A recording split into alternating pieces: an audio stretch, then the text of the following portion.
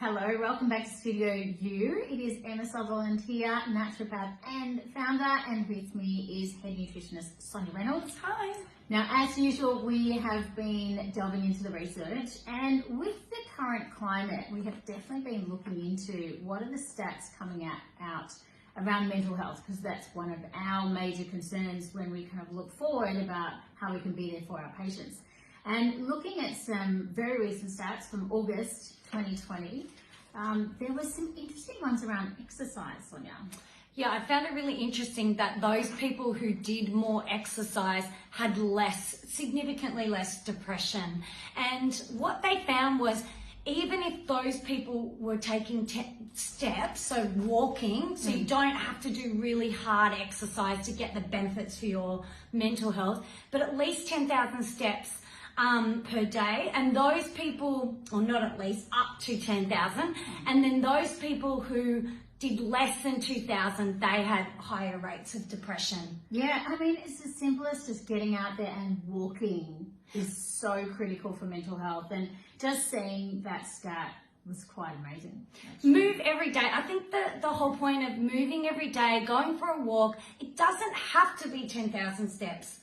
Doesn't have to be. I mean, it's good to be, but essentially get more than 6,000 steps every day. Like I've got patients that literally walk up and down their corridor while they're on phone calls at work. You know, their corridor in their house. Like just keep moving wherever you can get a little bit of extra movement in is really beneficial. Another lifestyle tip around reducing depression is actually quality of sleep and sleep. So those people who sleep less, so around 4 hours a night, have higher rates of depression as well. Yeah, it says 32% higher risk for depression if you're sleeping 4 hours a night compared to if you're sleeping 7 to 8 hours a night. Now, many of my patients, when they first start seeing me, are like, yeah, I'm fine. I'm like 6 hours sleep. Yeah, I feel fine. But it's actually, you don't feel fine.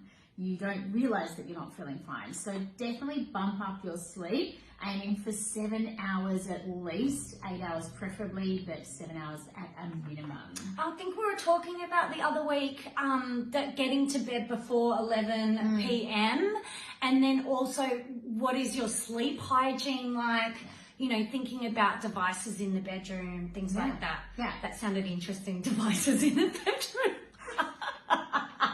Apple devices in the bedroom. We're talking phones. We're talking phones in the bedroom. The next one, Sonya has to talk about this one. So those, not because I drink them, but people who consume 3 or more sugary drinks a day increase their risk of depression by 11%.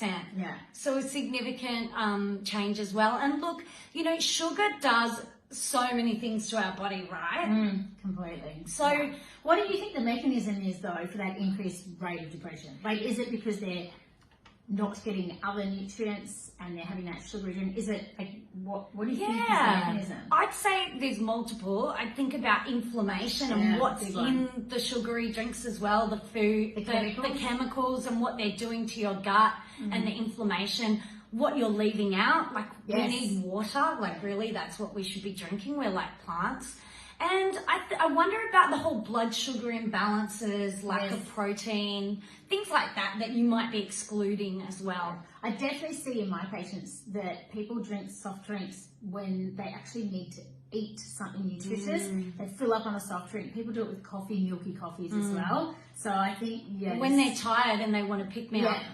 So rather than having that sugary drink, because you're going to crash again, it's going to lift you up and then crash, you know, having some form of protein, or even like a kombucha could be a really nice idea, like having some mineral water with some lemon in it, so you've got a different taste, but then you're not getting that sugar as well. Yeah, so we are really concerned about mental health here at Studio U.